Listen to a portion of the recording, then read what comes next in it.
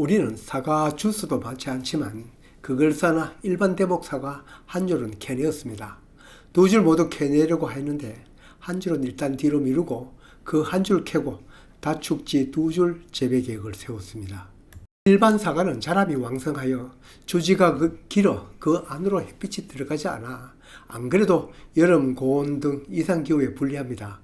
거기에다가 작년은 갈반병이 와서 잎이 떨어지니 잎 없는 이놈들이 살아가려고 새로 잎을 내는 바람에 애써 만든 결과지 꽃눈이 다시 터져 올해는 우량한 사과가 열릴 결과지가 별로 없습니다.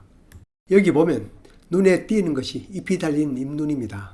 올봄이 되면 여기에서 꽃 대신 다시 잎이 나옵니다.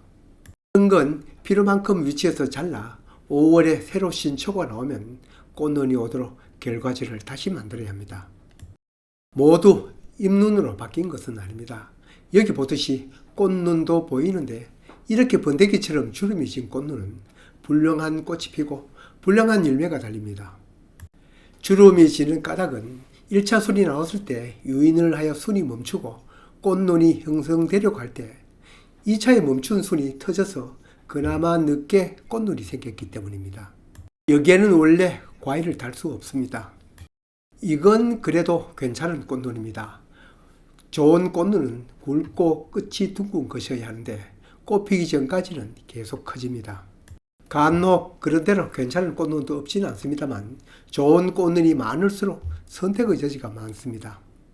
여기는 밀식 재배한 외송대목 사과입니다. 그래도 일반 대목보다는 제대로의 꽃눈이 더 보이네요. 하지만 이건 아니네요.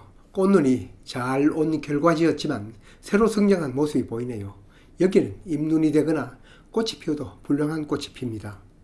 이 모든 원인이 작년 여름 갈반병으로 잎이 떨어지니 이들도 살려고 멈춰둔 곳에서 새로 잎이 났기 때문입니다. 과일 농사에서는 열매에 병이 드는 것보다 잎에 병이 드는 것이 더 무섭다는 그 근거가 바로 이것입니다. 사과나무 전정도 하기 전에 꽃눈 얘기부터 하는 이유가 있습니다.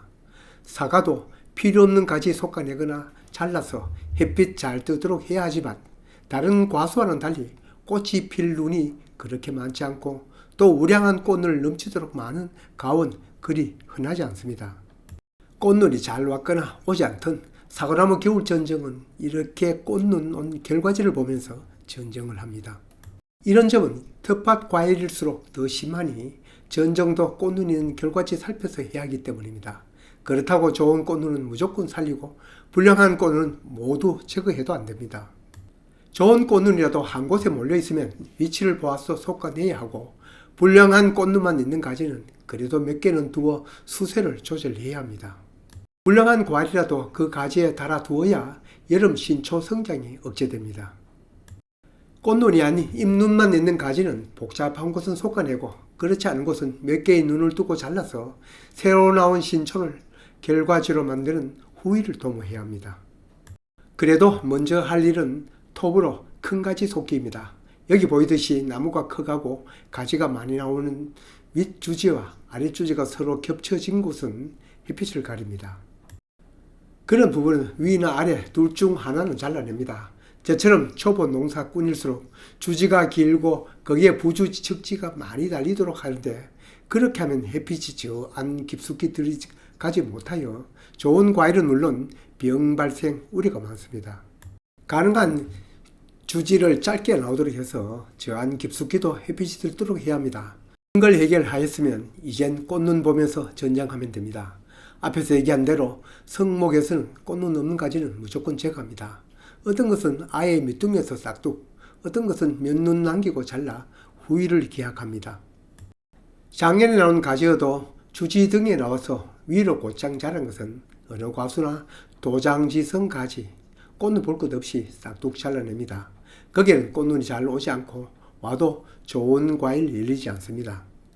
많지는 않지만 주지 등 반대 위치인 배난 가지는 너무 약한 가지므로 이것도 제거 대상입니다. 다른 과수 전정 때에도 언급하였던 밖에서 안으로 들어가는 내향지도 무조건 제거 대상입니다. 앞에서도 언급한 것처럼 가지가 길면 안쪽까지 햇빛이 들지 않는다고 하였습니다. 여기는 상단 부분이니까 주지든 측지든 짧아야 합니다. 피라미드처럼 되어야 하는 거죠. 여기처럼 꽃눈 한 개나 두 개 남기고 잘라냅니다. 남기는 길이는 상단부, 하단부 각각 다르겠죠. 한 가지에 괜찮은 꽃눈이 많아도 이거 모두 그대로 두면 안 되죠. 지금이든 나중이든 솎아내야 합니다. 여기 가지 끝에 좋은 꽃눈이 남아 있어도 단축해야 합니다. 여기 잘라내는 가지 끝은 잎눈입니다. 무조건 잘라내야 하죠. 여기 꽃눈이 보이네요. 이 꽃눈만 살리고 잘라냅니다. 하단 부분이지만 이 꽃눈까지도 충분히 길이가 깁니다. 더 남길 필요 없습니다. 여기는 가지가 많네요. 이런 건 기부에 바짝 붙여 싹둑 다시 여기에서 신초받을 일 없습니다. 이 가지는 주지등에 붙기도 했지만 꽃눈도 신통치 않습니다. 기부에서 싹둑. 꽃눈 나온 결과지를 보면서 잘라내지만 전체적으로 주지가 주관에서 너무 길게 나오지 않도록 해야죠. 앞에서 언급한 대로 꽃눈 보면서 도장지, 꽃눈 없는 가지, 있어도 많은 가지는 꽃눈 개수나 전체 길이 보고 단축 전정, 그냥 막 하면 됩니다. 사실 마른 꽃눈, 잎눈, 우량 꽃눈, 불량 꽃눈 구별이 되지만 사실은 전문가도 100% 구별 안 됩니다. 꽃눈이어도 기상 상황에 따라 잎눈으로 변하는 것도 많습니다.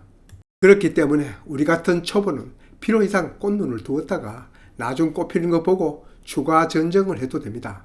우량한 꽃은 나중에 꽃이 피었을 때 한 나방에 8개, 때로는 6개의 꽃이 피는 꽃입니다.